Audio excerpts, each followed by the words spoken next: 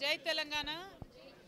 తెలంగాణ జాగృతి United పూలే front గత సంవత్సరంన్నరగా OBC అంశాల మీద అనేకమైనటువంటి వాటి మీద పోరాటం చేస్తున్న సంగతి మీ అందరికీ తెలిసిందే. ప్రధానంగా లోకల్ బాడీ ఎన్నికలు అంటే సర్పంచులు, ఎంపీటీసీలు, జెడ్పీటీసీలు ఈ ఎన్నిక ఏదైతే ఉందో ఈ ఎన్నికలో ఖచ్చితంగా కాంగ్రెస్ పార్టీ ఎలక్షన్లలో హామీ ఇచ్చినట్టుగా 42% రిజర్వేషన్ ఇవ్వాలని చెప్పి మేము డిమాండ్ చేస్తూ వచ్చినాం. దానికి కాంగ్రెస్ పార్టీ మేము ఆల్రెడీ అసెంబ్లీలో చట్టం చేసినాం, మా తప్పు లేదు బీజేపీదే తప్పు అని చేతులు దులుపుకునే ప్రయత్నం చేసింది.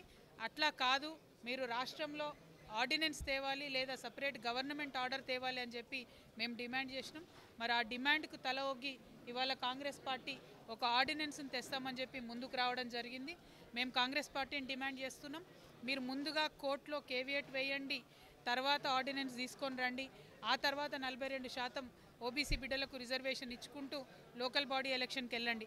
అప్పుడైతేనే చట్టపరమైనటువంటి ఇబ్బందులు రాకుండా, ఎవరు కూడా వ్యతిరేకంగా కోర్టులకు వెళ్లకుండా ఒక రక్షణ కవచాన్ని క్రియేట్ చేసిన తర్వాతనే మీరు ముందుకు వెళ్ళాలని చెప్పి కాంగ్రెస్ పార్టీని నేను రిక్వెస్ట్ చేస్తూ ఉన్నాను, డిమాండ్ చేస్తూ ఉన్నాను. అదేవిధంగా భారతీయ జనతా పార్టీ కూడా ఏదైతే రాష్ట్రపతి గారి దగ్గర బిల్ పెండింగ్ ఉందో దాన్ని ఆమోదించి మీరు వెనక్కి పంపినట్టయితే రాజకీయంగానే కాదు విద్యా ఉద్యోగాలలో కూడా తెలంగాణ బిడ్డలకు శాశ్వతంగా 42% రిజర్వేషన్లు పరిరక్షింపబడతాయి. కాబట్టి భారతీయ జనతా పార్టీ కూడా బాధ్యత తీసుకోవాలని ఈ సందర్భంగా డిమాండ్ చేస్తున్నాము. మరి ఇవన్నీ సాధించడం కోసం రైల్ రోకో ఈ నెల 17వ తారీఖున పెట్టినాము. కానీ ఇప్పుడు కదలిక ఒకటి రాష్ట్ర ప్రభుత్వంలో వచ్చింది, వారు ఒక ముందడుగేస్తూ ఉన్నారు. కాబట్టి వారికి కొంత సమయం ఇస్తాం, ఖచ్చితంగా ఈ సమయం మరి వేచి చూస్తాం. ఈ లోపల ఆర్డినెన్స్ కరెక్ట్గా పాస్ అయ్యి ముందుకెళ్తే సంతోషం, లేదంటే తప్పకుండా తిరిగి ఉద్యమిస్తాం. Thank you. జై తెలంగాణ.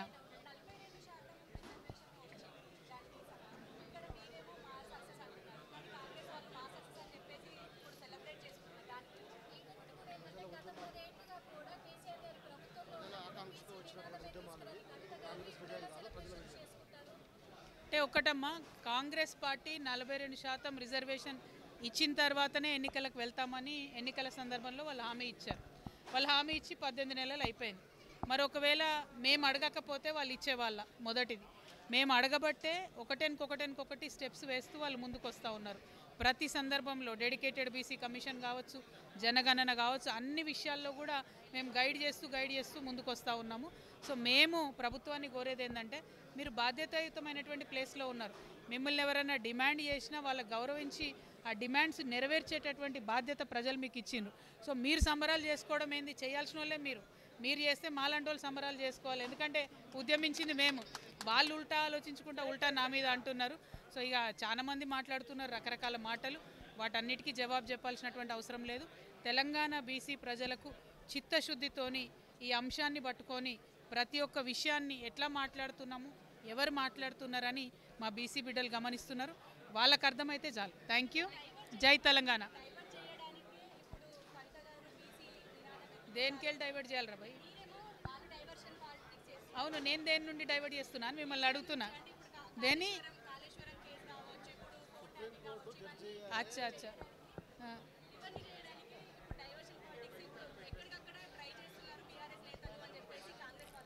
నేనేమంటున్నామా అంటే, ఒక మాట మన తెలంగాణలో మాట ఇస్తే ప్రాణం పోయినా కూడా వెనక్కి తగ్గం, రైట్?